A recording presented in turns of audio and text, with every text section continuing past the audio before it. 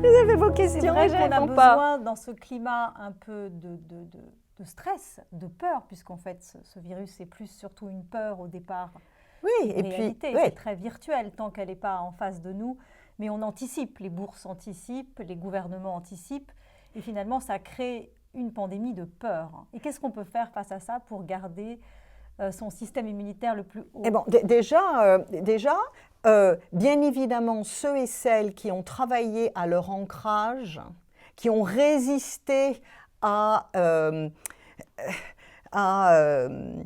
cette monétisation dont je parlais, c'est-à-dire qui sont encore connectés avec le bonheur de voir un rayon de soleil, de voir le soleil se lever le matin. Moi, je trouve que c'est extraordinaire que le soleil continue, que le jour continue à se lever tous les jours. On n'y pense pas, ça c'est normal. Donc, ceux et celles qui ont réussi à se connecter à des choses simples, à développer ce que j'appelle moi des processus quotidiens vertueux, vont être également très effarouchés ou effrayés par certaines nouvelles qui arrivent, mais vont avoir quelques moments dans la journée pour se reconnecter avec leurs propres vibrations.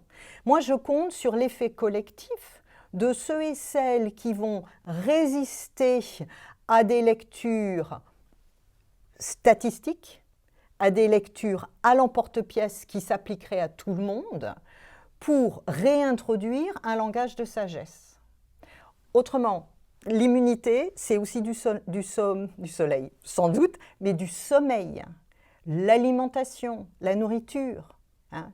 Et nous sommes dans un mouvement qui ne permet plus, moi je vois des enfants qui ne savent pas faire la différence entre un plant de tomates et un plant de pommes de terre. Bon, c'est pas grave, puisqu'on achète tout ça au supermarché. Mais il y a une perte des cycles naturels.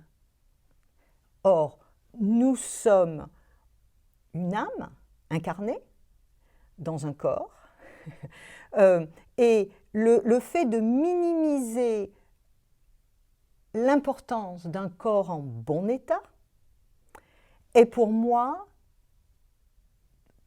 plus dangereux qu'un virus. Ben oui, puisque le microbe n'est rien, mais le terrain est tout. Oui, et vous avez vu le titre de 4e de couverture, en fait, vous aviez vu que c'est pas le même que sur Oser s'incarner. C'est le titre que je souhaitais.